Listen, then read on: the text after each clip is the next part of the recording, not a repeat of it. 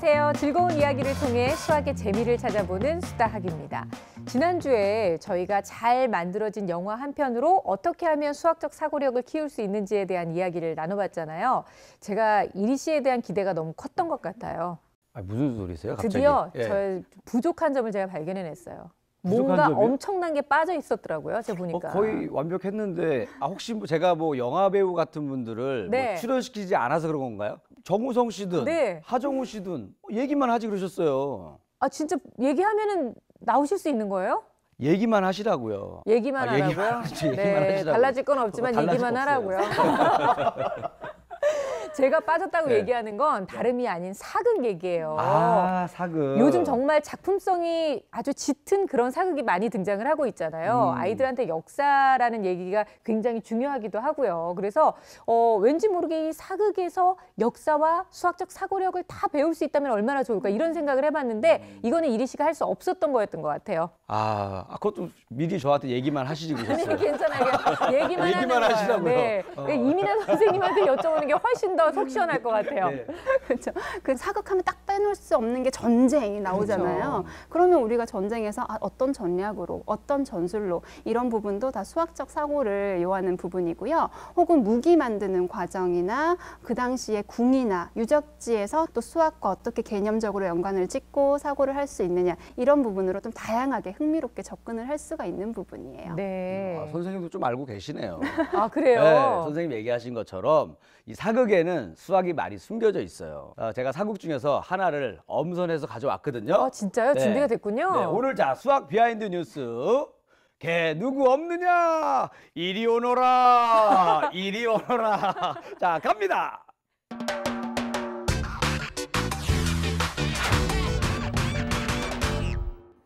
여러분, 혹시 이런 대사 들어본 적 있지 않으신가요? 바람은 계산하는 것이 아니라 극복하는 것이다. 자, 어디서 들어본 것 같은데 하시는 분들이 많으실 텐데요. 네, 바로 영화 최종병기 활의 주인공 남이가 활을 쏘며 하는 명대사입니다. 이 최종병기 활은 병자호란을 배경으로 청나라 군대와 남이의 추격전을 그린 영화인데요. 그런데 말입니다. 이번에도 역시 영화를 보다 보면 이게 말이 돼? 라는 말이 절로 나오는 그런 장면들이 보이기 시작합니다. 바로 이 쫓고 쫓기는 이 긴박한 상황에서도 우리의 주인공 남이는 적들이 쏘는 화살은 슉슉슉 다 피하고 쏘는 족족 다 맞추는 이런 말도 안 되는 장면들. 영화 주인공이니까 그렇겠지 하고 생각할 수도 있겠지만 사실 이게 수학적으로 증명할 수 있는 장면이라고 하면 믿으시겠습니까? 못 믿으시겠다고요? 자, 영화를 보다 보면 한 가지 눈에 띄는 것이 있죠.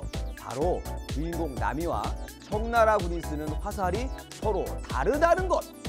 청나라 장수인 주신타가 쓰는 화살은 일반 화살보다 무거운 육량시라는 화살인데요.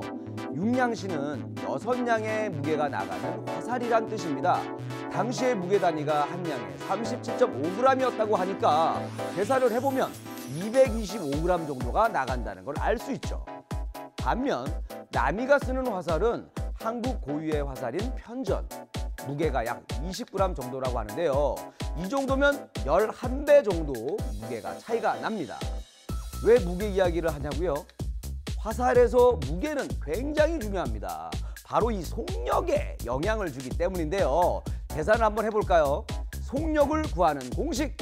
속력의 제곱은 질량분의 2 곱하기 에너지죠. 여기서 주신타와 남이가 주는 에너지는 같다고 가정을 하고 계산을 해보면 남이의 화살이 무려 11배나 빠르다는 결과가 나옵니다. 그리고 속력이 빠를수록 사거리도 더 길어질 테니까 왜 영화에서 남이가 쏘는 화살은 다 맞추고 청나라 군인들이 쏘는 화살은 남이가 다 싹싹싹 피했는지 이해가 팍 되지 않나요? 자, 여러분들도 앞으로 영화를 보면서 이 수학적으로 분석을 한다면 영화도 재미있게 보고 수학적 사고력도 쑥쑥 키울 수 있을 겁니다. 지금까지 수학 비하인드 뉴스 김일이었습니다.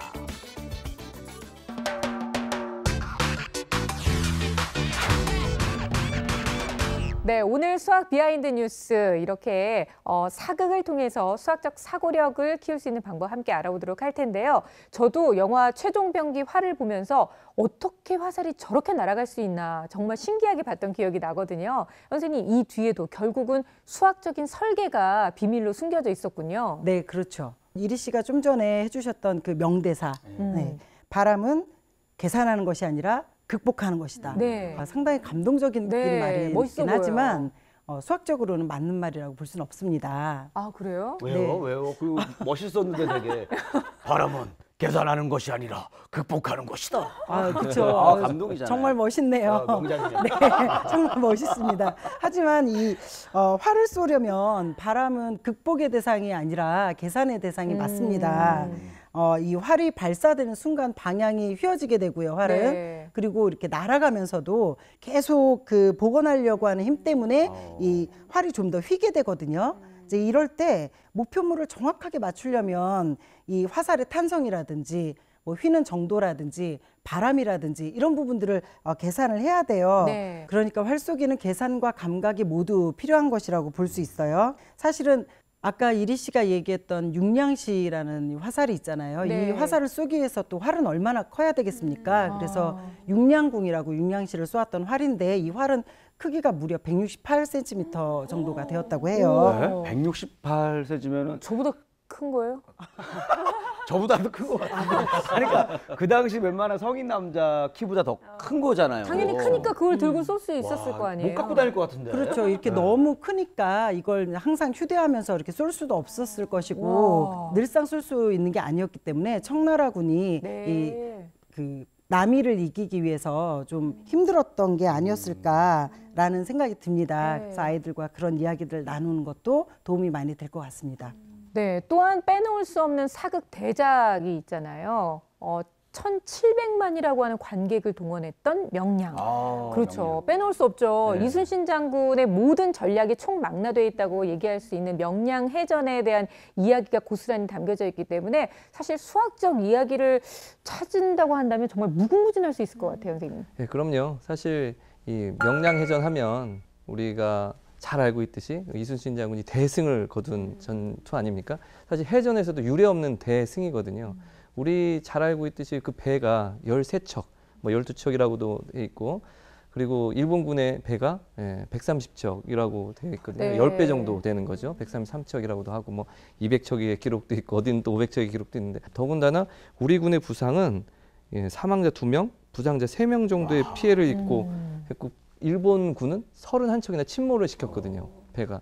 그러니까 어마어마한 대승을 거둔 전투죠. 그래서 이런 어마어마한 전투가 사실 그 영화에서는 일자진으로만 이순신 장군의 필승 전략이라고 할 수 있는 일자진만 나왔는데, 사실 그 전투의 후반부에서는 일본군이 쳐들어올 때 사실 하객진이라고 하는 우리가 잘 알고 있는 이 네. 항 모양의 전투로서 승리를 하셨거든요. 그 이거잖아요. 다 그 항 모양으로 딱 날개를 쫙 펴가지고. 네. 저는 좀 의상 때문에 약간 병아리처럼 보이는데. 그러니까 이거 이렇게 오늘 딱 컨셉인 하면서, 거예요? 이렇게 하는 거잖아요. 예. 사실 엄밀히 말하면 이 하객진이라기보다는 날개를 접은 하객진이거든요. 약간 둥근 모양으로 한 거지. 그러니까 네. 원 모양이니까 중심에 우리 군이 있고 그 원주에 원이라고 본다면 원 둘레에 그 일본 군이 있다면 네. 가운데서 이렇게 포를 쏘면 이 웬만하면 사정 거리에 다, 있으면은 예. 웬만하면 다 맞겠죠. 어. 그러니까 오히려 둘러싸서 우리는 계속 쏘기만 해도 그 일본 군들은 피해가 막강하겠죠. 그래서 그 중심으로 생각한다면 원의 즉 정확히 원은 아니었겠지만 그렇게 둥그렇게 싸서 사방으로 쏠 수 있으니까 사정 거리에 들어있는 적들은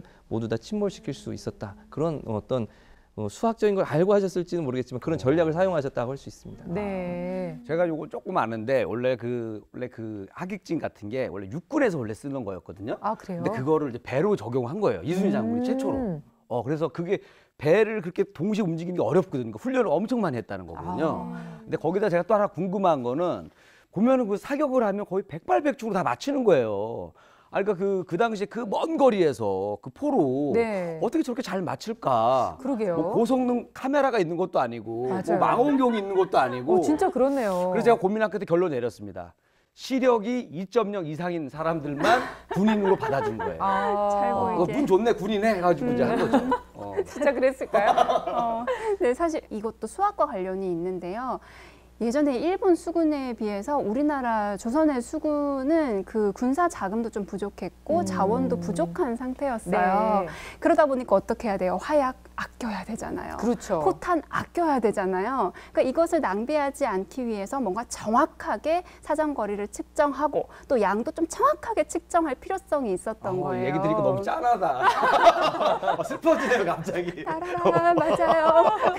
그래서 근데 이 사정거리는 어떻게 측정할 수 있냐면 눈이 좋은 게 아니라 포신의 각도 그리고 네. 화약의 양에 따라서 이 사정거리를 측정할 수가 있다고 하거든요. 그러니까 이 포신의 각도도 잘 생각을 했었어야 됐고 화약의 양도 그 당시에 기름을 먹인 종이에다가 1호 장약, 2호 장약 해서 양을 탁탁탁 나눠놨다고 해요. 네. 그래서 이런 것들을 다 이용을 해서 아주 정확하게 측정하고 또 사정거리를 측정했다라고 볼 수가 있거든요.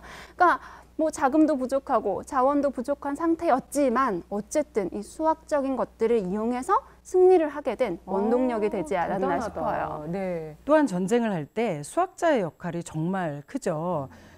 조선시대의 이 도훈도라고 불리는 이 직급은 전쟁을 진행하는 데 있어서 이 수학을 다루는 직급이었어요. 네. 그래서 이 도훈도가 어떤 것들을 측정했냐면 섬과 섬의 거리 혹은 섬과 해안선까지의 거리 또 적군과 아군의 배의 거리 그다음에 이제 포탄의 어떤 적정 사정거리 조총의 사정거리 이 활의 사정거리 등등을 다 측량을 해서 네. 이 부분을 가지고 그 지형을 파악한다든지 그다음에 우리의 어떤 군사 작전을 짜는데 아주 큰 도움을 줬죠.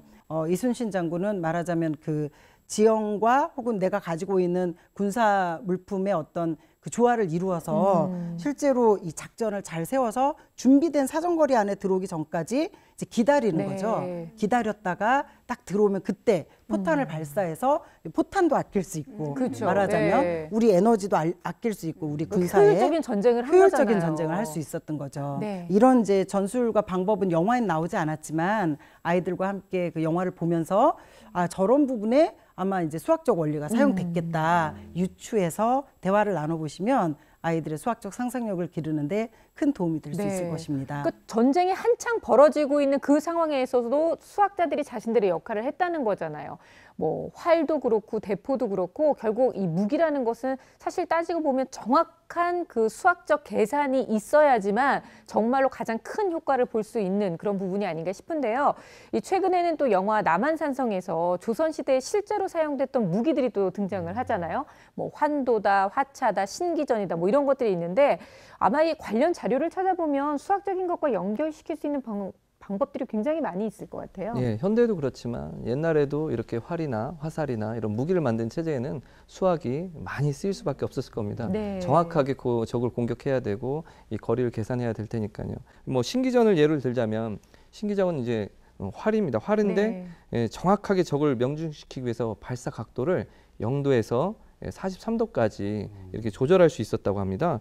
그래서 이런 어떤 손잡이가 있었다고 하는데 지금도 사실 우리 예전에 그 포병이나 이런 사람들 훈련할 때 보면 이 각도를 조절해서 저 몇 미터를 맞추기 위해서 어느 정도 각도를 해야 된다. 네. 저 거리가 떨어져 있을 때 어느 정도 해야 된다. 이런 걸 다 계산해서 하는 거거든요. 기억나는 것 같아요. 예전에 그 영화 보면 그 네. 뻥튀기 아저씨처럼 막 돌리잖아요. 어. 막 돌리면 탁탁탁 예. 올라가고 하는 네. 것처럼 요거 얘기하시는 것 같아요. 예. 아, 또 네. 군대에서 또 해봤다는 줄 알고 또 굉장히 관심 있게 들었어요. 봤죠, 그냥 해보진 않고 봤어요. 그래서 이런 발사체가 사실 멀리 날아가는 것도 사실 중요하잖아요. 근데 그 화력이 한계가 있기 때문에 그 당시에는 기술력이 한계가 네. 있기 때문에 사실 각도 조절이 더욱더 중요했을 수가 있습니다. 그래서 이런 사고력, 수학적 사고력이 많이 필요했다라는 것을 알 수가 있겠죠.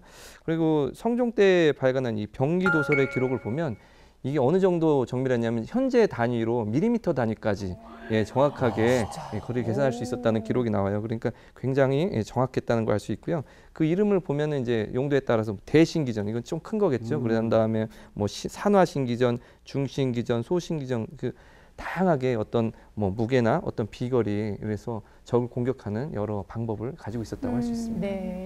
네, 이제 이렇게 날아가는 화살이나 포탄이 이렇게 날아가잖아요. 네. 이게 이제 기아나 벡터에서 중요하게 다뤄지는 포물선 운동을 그렇죠. 하는 거거든요. 근데 이 각도를 잘 보면 너무 낮은 각도로 쏘면은 금방 떨어져요. 멀리 못 가게 되고 너무 높게 이렇게 쏘아도 그 에너지를 위로 올라가는 데 다 쓰기 때문에 그렇죠. 또 멀리 못 가요. 가지 못 가고. 그래서 가장 멀리 가는 각도가 어느 정도일까 봤을 때 45도 정도의 각도가 가장 멀리 갈 수 있다고 하거든요. 네. 근데 신기전이 왜 대단한 무기냐 하면요. 그 45도, 가장 멀리 나갈 수 있는 45도와 가까운 43도까지 움직일 수 있었다는 거죠. 그래서 대단하다라고 볼 수가 있고요. 이렇게 사극을 통해서 우리는 수학이 나라를 구하는데도 큰 일조를 했구나라는 네. 걸 알면서 아이들과 수학적 이야기를 많이 나눠보실 수 있을 것 같아요. 우리는 뭐 사극하면 그냥 그 시대의 사회상이 어땠거나 아니면 뭐 또 역사가 어쩌구나 뭐 이런 것만 생각을 했던 것 같은데 오히려 이렇게 좀 넓은 범주에서 보면 수학과 얼마든지 연결시킬 수 있다는 생각이 들어서요. 오늘은 아이들과 함께 좋은 사극 한 편 보시면서 여러 가지 이야기를 한번 꽃피워 보시면 어떨까 추천해 드리겠습니다. 자, 이번에는요. 수다학으로 보내주신 여러분들의 고민을 해결해보는 순서인데요. 오늘의 주인공은 초등학교 3학년 여학생과 어머님입니다. 어떤 사연인지 지금 바로 만나보시죠. 오늘 수다학에서 만나볼 친구는 바로 초등학교 3학년 수리 양입니다. 장래희망의 의사인 아주 밝고 애교가 많은 친구라네요. 자, 좋아하는 과목은 수학. 1학년 때는 어려웠는데 지금은 쉽다고 이제 얘기를 하고 있고요. 재미있고 쉬운 과목이에요. 이렇게 수학에 대한 소개를 했네요. 싫어하는 과목이 없을 뿐더러 수학이 쉽고 재미있다니 벌써부터 기대가 되는데요. 그럼 수리를 만나러 가볼까요?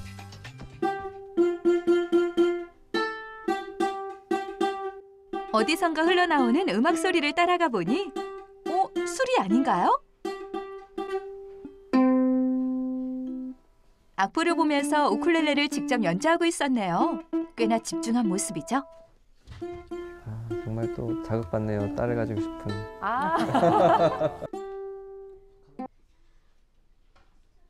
한참 동안 이어진 우쿨렐레 연주를 마치자마자 노트북 앞에 앉는 수리. 노트북으로 뭘 하려고 하는 걸까요? 설마 게임? 컴퓨터에서 뭐 인강을 듣나요? 아하, 직접 이야기를 만들고 그림도 넣는 스토리북을 만들고 있었네요. 야, 저렇게 어린 나이에 창작 활동을 한다는 게 어렵지 않아요? 그러게요. 굉장히 집중하는 모습도 보이네요. 수리야, 네. 지금 뭐 하고 있는 거야? 아, 저 지금 심심할 때나 뭐 하고 싶을 때나 이런 거를 뭐 동화책 만들어요. 수리가 지금까지 직접 만든 스토리북입니다. 이야기를 만드는 창의력뿐 아니라 노력이 정말 대단하죠? 스토리북 만들기 외에도 수리는 하루 2가지 이상의 예체능 활동을 하고 있다고 하는데요. 혹시 힘들진 않을까요? 피곤하긴 한데 힘들진 않아요. 수리의 계획표를 살펴보니 다양한 활동으로 꽉 차 있는 모습인데요. 그런데 수학 공부 시간은 겨우 30분. 그것도 모든 활동이 끝난 뒤라는 게 눈에 띕니다. 수학 30분.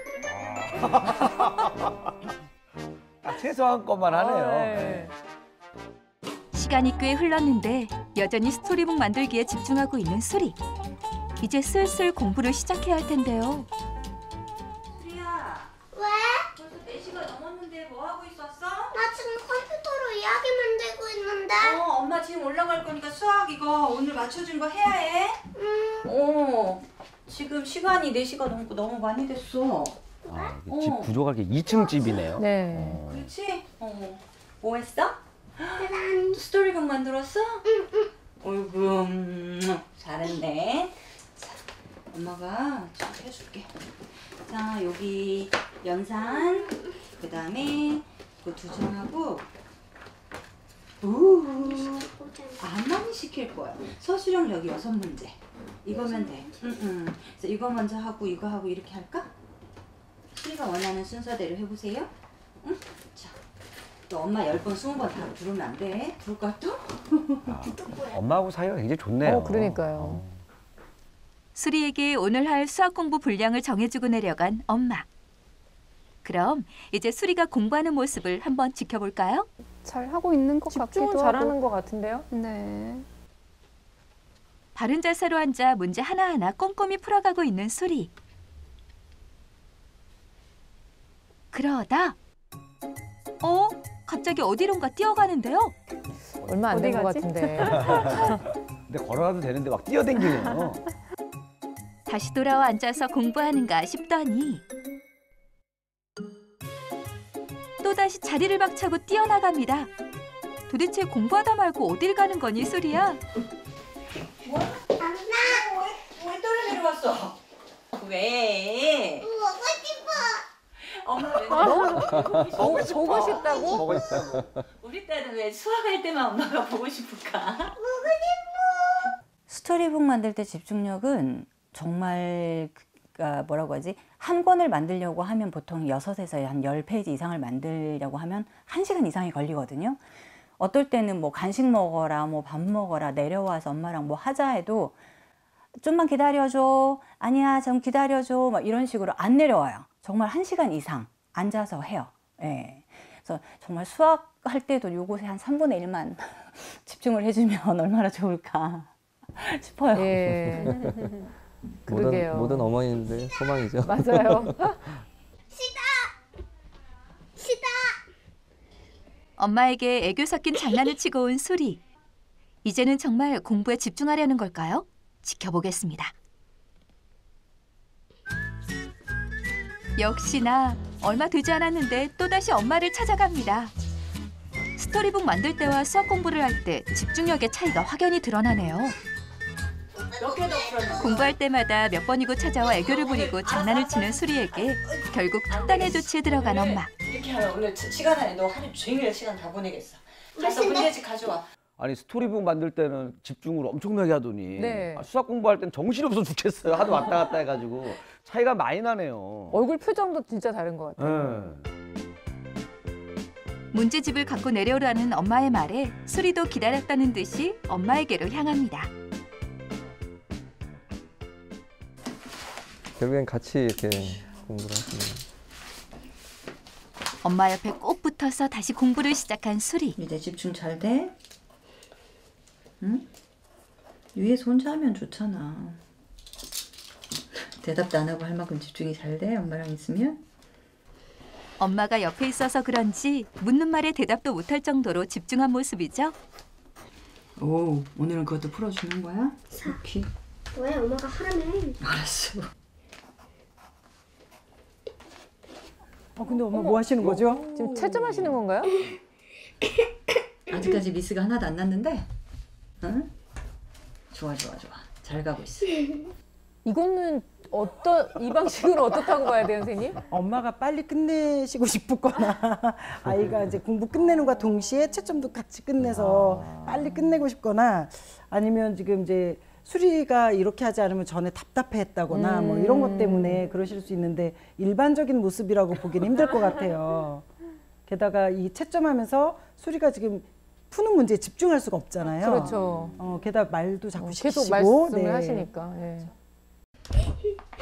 잘하고 있어. 그렇지. 혼자서도 이렇게 하면 오죽 좋아. 꼭 엄마를 끼고 해. 수리는 아직 문제를 풀고 있는데 퍼펙트한 엄마는 애네요. 기다려주지 않고 채점을 계속해 나가는데요. 근데 저게 맞으면 좋은데 풀고 있는 와중에 하나가 틀렸다. 이러면 조금 아이들한테 영향이 갈 것 같아요. 엄마랑 공부하는 거랑 혼자서 이렇게 공부하는 거랑 좀 차이가 있으면 어떤 게 있어요? 차이가 많아요. 혼자 하는 거는 막 자유다 할 수 있는데 엄마랑 있으면 똑 집중해야 돼요. 이거 하나 미스했네. 그래도 자, 그거 하나 하고 수리 아까 엄마랑 없을 때 했던 거 2개. 뭐야? 오답 노트 가지고 내려와. 자, 수리 오답 노트 수리 거. 봅시다. 수리가 펴보세요. 나더러. 승주는 제곱의 우표를 몇 장을 더 모았는지 풀이 과정을 쓰시오 그랬잖아. 그러면 엄마가 자 409라고 써줬고 198이야. 네. 그렇지? 네. 그러면 9에서 8은 뺄 수 있으니까 하나. 1. 알아. 0에서 9는 1. 왜 1이야? 앞에서 10 빌려왔으니까. 그냥 미리 쓰는 거. 수리가 틀린 연산 문제를 자릿수 하나하나 맞춰가면서 설명해주는 엄마. 111이지 391이 아니라. 117. 그래 왜 이렇게 됐을까? 수리도 엄마의 설명을 잘 따라오고 공부 분위기가 아주 편안해 보이죠? 자 오답 노트는 수리가 깨끗하게 정리. 좀 빈틈이 보이는데요. 초등학교 3학년이지만 문제를 풀 때마다 꾸준히 오답 노트를 작성하고 있는 수리. 하지만 아직 단순 연산 문제를 많이 푸는 시기이기 때문에 문제집과 오답 노트의 사용에는 큰 차이가 없어 보입니다. 현재 수리는 연산 문제는 나름대로 잘 풀고 있지만 그에 반해 서술형 문제는 조금 어려워한다고 하는데요. 사실 수리는 외국에 있다가 6살 때 한국으로 들어와 또래에 비해 한국어가 조금 서툴다고 합니다. 스스로 학습, 그다음에 집중력. 왜냐면 수학은 정말 집중력이 중요한 거잖아요. 그래서 어떻게 하면 아이가 흥미를 높여서 집중력을 가질 수 있을까? 그다음에 꾸준히 스스로 학습을 좀 할 수 있을까? 그게 제일 큰 고민이에요. 혼자서는 집중하지 못하고 엄마와 함께 공부할 때만 집중하는 수리. 엄마는 집중력도 키우고 수리가 스스로 공부할 수 있는 방법이 궁금하다고 하는데요. 그렇다면 엄마와 수리에게 필요한 솔루션은 무엇일까요? 수다, 도와주세요. 네, 초등학교 3학년 아주 예쁘고 발랄한 수리 양을 만나봤습니다. 어머님의 말씀에 딱 그 핵심이 숨겨져 있는 것 같아요. 엄마랑 있을 때처럼 이렇게 하면 좀 좋아 라고 얘기를 하셨잖아요. 그러니까 아까 이리 씨가 얘기한 것처럼 수학 공부할 때와 스토리북 만들 때 분위기가 싹 다르고 엄마가 옆에 있을 때와 옆에 없을 때가 싹 다르고 이런 뭔가 집중력의 차이? 이게 오늘의 좀 핵심이 되지 않을까 싶네요. 예, 수리는 엄마에 대한 어떤 애착이 굉장히 강해 보이잖아요. 그러니까요. 예, 아마도 외국에서 좀 어릴 때 이렇게 넘어와서 문화 또 문화적인 거, 언어적인 것이 좀 낯설어서 엄마에 대한 의존도가 더 좀 커진 게 아닌가 그런 생각이 좀 들긴 합니다. 그러다 보니 어떤 뭐 좋아하는 걸 할 때는 엄마를 찾지 않지만 뭔가 싫어하는 걸 할 때는 어떤 애교 섞인 모습을 보이면서 자꾸 엄마를 찾는 그런 모습을 보이는 것 같아요. 그러니까 이런 애착 관계를 이용해서 오히려 공부를 시키는 방법으로 사용해 보는 게 어떨까라는 생각이 듭니다. 즉 공부를 시작할 때 옆에 있어주는 거죠. 그렇죠. 엄마를 좋아하니까 아직 시작할 때는 어머니께서 옆에 있어주고 좀 봐줘야 될 때는 좀 봐주시고 공부 어떤 시작을 하면서 그 습관을 잡아주는 데는 도움이 될 것 같습니다. 그래서 차근차근 그 학습을 하면서 조금 이제 어머니가 살짝 좀 빠져주시고 하는 그런 방법들을 좀 택하시면 좋을 것 같은데요. 사실 제가 저 수리 영상을 보면서 좀 놀랐던 게 네. 마치 제 아들을 보는 듯한 느낌이었어요. 네. 아빠 저 공부할 테니까 옆에 좀 앉아 있어줘 막 이런 말을 좀 많이 들었거든요. 그래서 이제 저도 이제 옆에 이제 앉아 있는 방법을 꾸준히 좀 해봤어요. 그러면서 제가 이제 살짝 빠지는 거죠. 그래서 습관, 앉아 있는 습관을 들여주고 그래서 한 8개월 정도 이제 걸렸는데요. 지금은 아빠 안 찾아요. 엄마 안 찾고, 예, 네. 그 스스로 공부하고 해서 이제 채점해 주세요 이렇게 하는 데까지 조금 답답하죠 처음에는. 그런데 좀 인내심을 가지고 조금씩 하니까 애가 어느 정도 습관이 잡혀가는 그런 모습을 보면서 지금 좀 뿌듯합니다. 그래서 네. 스스로 하는 모습을 보니까. 예, 그래서 엄마가 있을 때 사실 집중하지 못하는 아이들도 꽤 있기 때문에 예, 사실 집중할 수 있는 능력이 있다는 거 정말 좋은 능력이니까 그런 걸 잘 살려주는 방향으로 생각했으면 좋겠습니다. 네. 저는 봤는데 그냥 뭐 수리 공부하는 모습 나쁘지 않았어요. 그래요? 왜냐면은 네. 수리가 그 클라이밍을 한다고 그랬잖아요. 그래서 자꾸 뭐 수학 공부하다가도 엄마 보려고 그 계단을 오르락 내리락 하면서 하체 운동을 꾸준히 하고 있단 말이에요.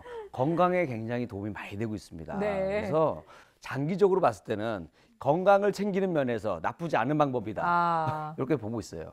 저도 좀 따라야 되겠네요. 그러면 다이어트를 위해서. 네. 근데 유난히 뭐 다른 공부하는 걸 다 지켜보진 못했지만 수학 공부할 때 엄마를 자주 찾는 모습 결국은 좀 지루하고 하기 싫은 거라는 생각이 좀 들거든요, 선생님. 그렇죠. 이제 수학 공부에 흥미를 느끼지 못하고 있다라고 볼 수가 있는 네. 거죠. 근데 그 이유가 지금 초등학교 3학년이잖아요. 3학년이면 수학을 이제 접근하는 방법에 있어서 좀 놀이라든가 아니면 구체물을 활용한다던가 아이가 흥미가 있는 방법으로 접근을 하면 좋은데 지금 수리 같은 경우에는 아까 연산 문제집 보셨잖아요. 팍팍한 네. 숫자만 보이는 그런 문제집을 통해서 공부를 하니 재미없는 과목인데 더 흥미가 안 생겨요.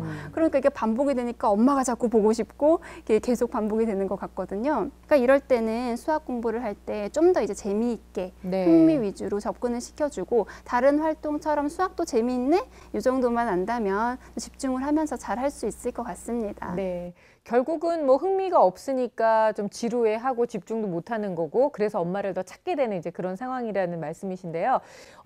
그렇다면 지금 정확한 실력은 어느 정도 되는지 실력을 좀 알고 아이에 대해서 더 얘기를 또 해보죠, 선생님. 네, 현재 보시는 것처럼 그렇게 실력이 좋은 상태는 아닌 것 같아요. 전반적인 기초 개념이 좀 부족한 상태가 아닌가라는 네. 생각이 듭니다.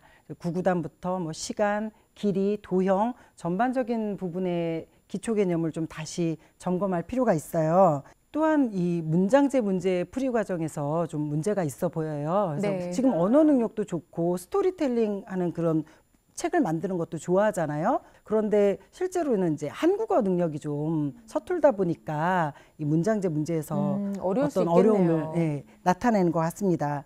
지금 저학년이니까 괜찮지만 학년이 올라갈수록 문장제 문제가 훨씬 더 많아질 거란 말이죠. 이런 능력을 기르기 위해서 맥락에 맞는 이야기 풀어나가는 걸 엄마랑 같이 연습을 하면 좋을 것 같아요. 네. 그래서 뭐 TV를 통해서 TV를 그냥 보기만 하고 끝나는 게 아니라 엄마하고 어떻게 돼서 육하 원칙에 맞게 이야기 나누는 훈련을 해본다든지 네. 스토리북 만들듯이 문제도 그렇게 만들어내면서 하면 이 수학 실력이 훨씬 높아질 것 같습니다. 네. 선생님 얘기를 들으니까 그나마 조금 이해가 됐어요. 왜냐면 저는 이해가 안 되는 부분이 뭐였냐면 어머니께서 막 그 오답 노트도 관리해주고 그렇죠. 게다가 또 지도도 굉장히 잘 해주시는 것 같거든요. 근데 성적이 생각보다 좀 너무 안 나와가지고 좀 당황스러웠는데 선생님이 아까 좀 언어적인 부분 때문에 좀 그런다고 그래요. 하니까 조금 이해가 됐습니다. 예. 그리고 이제 오답 노트를 활용은 하시는데 제대로 활용하고 있나라는 생각은 들어요. 네. 보면은 수리가 나는 이게 답인 줄 알았는데 네. 이거였네? 이렇게 보고하는 형식으로 만들고 있거든요. 이건 오답 노트라고 할 수 없어요. 오답 노트는 그 문제를 잘 보고 여기서 어떤 개념을 사용했고 풀이 과정을 제대로 썼느냐 이 네. 과정을 통해서 아이들이 사고할 수 있어야 하거든요. 그러니까 이제 응용 문제나 혹은 이제 문장형 문제를 틀렸을 때 오답 노트를 쓸 때는 풀이 과정을 정확하게 알고 이 부분을 생각해서 적었으면 좋겠다라는 생각이 들고요. 네. 또 하나 덧붙이자면 이제 채점하는 건데요. 아이가 문제를 풀고 있는데 어머니께서 옆에서 이렇게 채점을 계속 하셨잖아요. 이러면 어떻게 돼요? 아이가 집중하기 힘들어요. 나 몇 개 맞았나? 이게 그렇죠. 궁금하거든요. 네. 집중하기 힘들고 지금은 또 다 맞았기 때문에 괜찮은데 틀렸다고 생각을 해봤을 때 풀기 싫은 거예요, 뒤에 거는. 그러니까 채점하는 것도 문제를 다 푼 후에 피드백하는 과정에서 해주셨으면 좋겠어요. 네, 오답 노트를 좀 잘 효율적으로 활용할 수 있는 방법도 좀 찾아보시고요. 또 채점하면서는 아이가 집중할 수 있도록 중간중간 끼어들지 않는 거 꼭 기억해 두셔야 할 것 같습니다. 일단 아이의 성향을 통해서요. 언어적인 부분도 그렇고 또 집중력 부분, 그리고 왜 엄마를 이렇게 찾는 것인지 그 원인도 좀 찾아봐야 할 것 같아요. 네.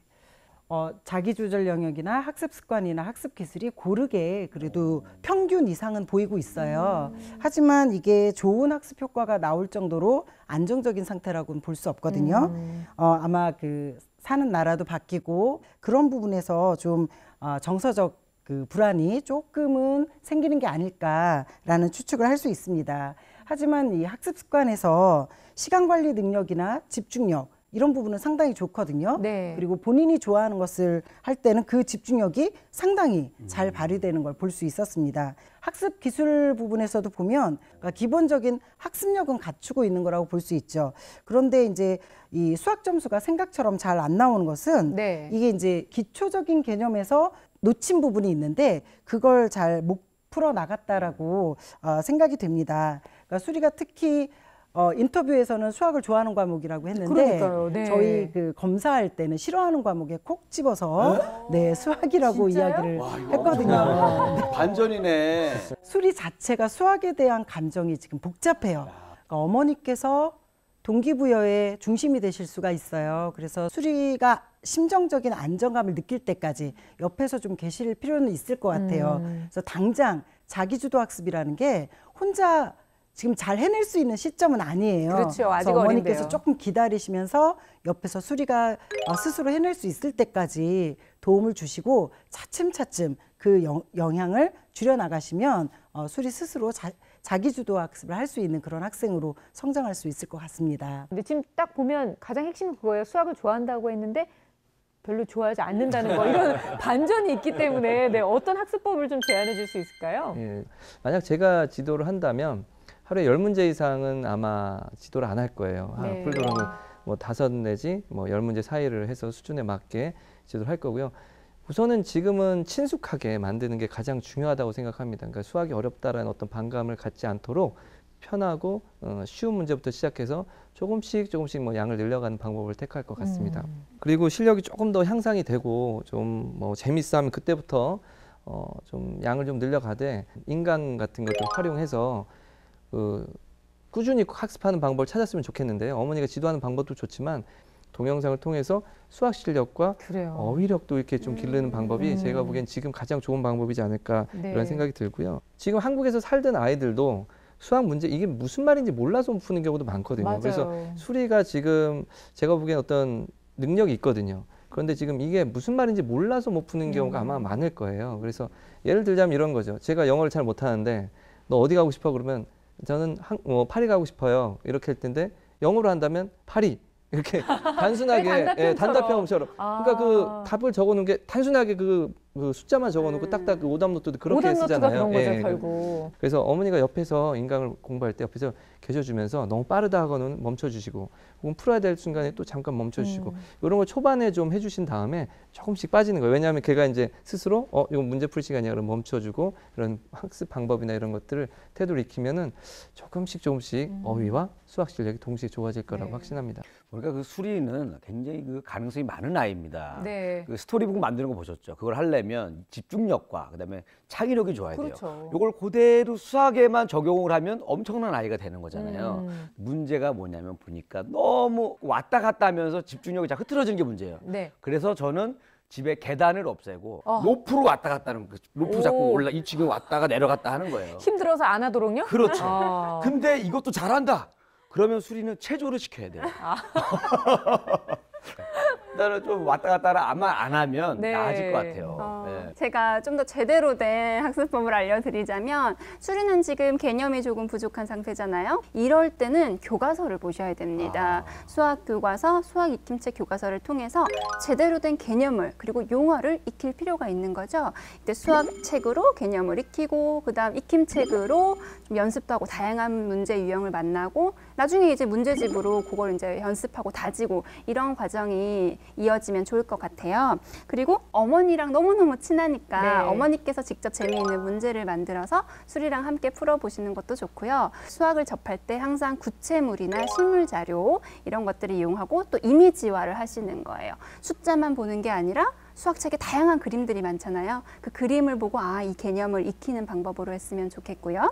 그리고 이리 씨가 항상 열심히 준비하시는 수학 비하인드 뉴스에도 우리가 수학 이야기를 많이 찾을 수가 있잖아요. 그렇죠. 아주 훌륭한 프로그램이죠. 그럼요. 그러니까 수리 같은 경우도 이런 이야기를 좋아하니까 수학 만화, 수학 동화 이런 것들도 흥미를 가지는데 굉장히 좋은 수단이 될 수가 있는 거죠. 네, 결국은 이제 어머님이 많이 도와주셔야 할 텐데요. 앞으로 어머님의 역할에 대해서도 좀 조언해 주세요. 수리가 의사가 되고 싶다고 그랬잖아요. 사실 네. 의사가 되기 위해서는 사실 공부 많이 해야 되잖아요. 그렇죠. 오래 해야 되고.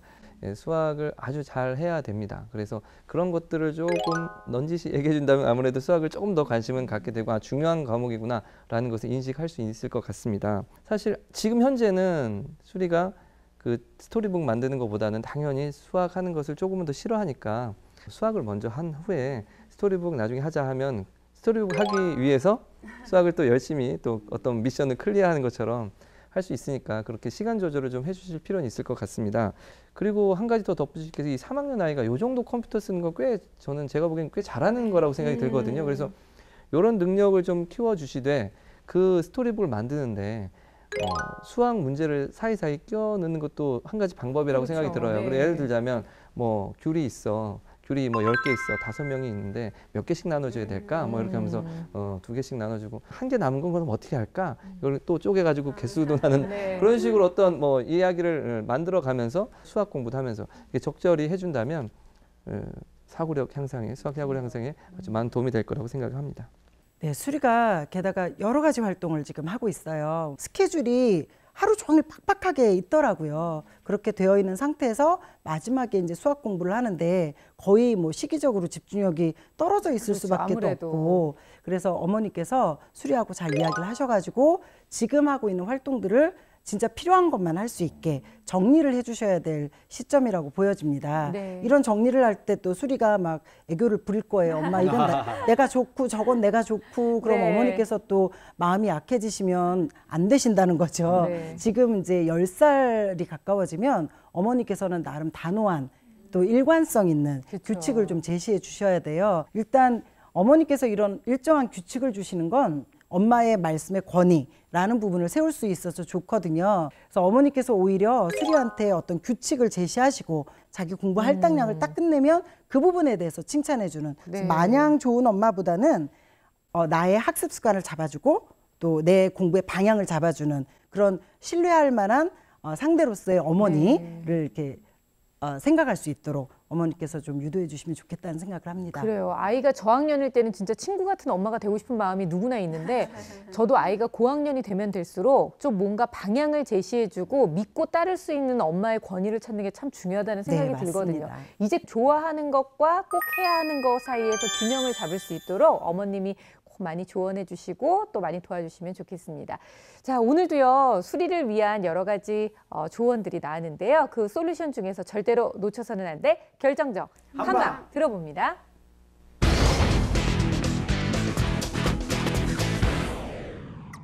제 결정적 한방은 시간입니다. 지금 수리에게 가장 필요한 것은 수학을 공부할 수 있는 시간이 필요합니다. 엄마와 함께 인강을 통해서 언어와 수학을 동시에 잡기 바랍니다. 수학이 얼마나 재밌게요. 다양한 활동을 통해서 흥미를 느낄 수가 있을 거예요. 수리도요, 이런 활동을 통해서 재미있는 수학에 접근해보세요. 엄마는 친구가 아닙니다. 친구 같은 엄마는 좋아요. 하지만 엄마는 아이에게 학습의 방향을 제시해주는 사람이어야 합니다.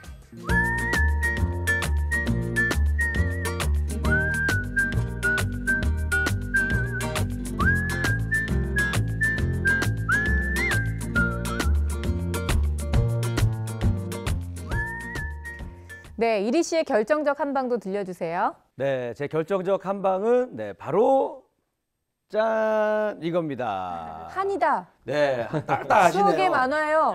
네, 예전에 뭐 인기 엄청 많았잖아요. 네. 달려라 한인데 한이가 보면은 그때도 보면 엄마는 곁에 없지만 엄마 생각을 하면 막 힘이 열심히 나고 달리잖아요. 달리기 시합에서도 막 1등하고 하잖아요. 맞아요. 근데 우리 수리는 정반대예요. 엄마가 옆에 있어야지만 집중도 하고 공부도 하고 해요. 엄마가 떨어지면 힘을 잃어버려. 그렇네요. 근데 이제는 수리가 한이처럼 엄마가 늘 곁에 있다고 생각하고 집중하고 공부했으면 좋겠어요. 그래서 갖고 왔어요. 이렇게 하는 거죠. 엄마 보고 있죠? 수리는 공부할 거예요. 풀어라, 풀어라, 풀어라 수학 하면서 공부하면 성적이 쑥쑥 올라갑니다. 야, 진짜 풀어라 수리. 이렇게 네. 완전히 만화가 하나 만들어지네요. 수학이 어렵고 또 흥미가 살짝 떨어지다 보면 집중력이 떨어지고 또 그러다 보면 엄마한테 의존하게 되는 수리에 대한 이야기를 또 나눠봤는데 수리가 오늘 이 방송을 통해서 좀 더 독립적으로 그리고 또 재미있게 수학을 할 수 있는 방법을 함께 찾아볼 수 있었으면 좋겠습니다. 그리고 우리 어머니도요, 이제는 수리에게 정말 좋은 방향을 제시해 줄 수 있는 그런 조언자로서 많은 역할을 하시기를 바라겠습니다. 자, 오늘 수학은 여기까지입니다. 저희는 늘 항상 문 활짝 열어놓고 여러분들의 수학적 궁금증과 또 수학 고민 받고 있으니까요. 저희 게시판을 통해서 여러분의 이야기 많이 남겨주시기 바랍니다. 저희는 다음 주에 다시 찾아올게요. 고맙습니다.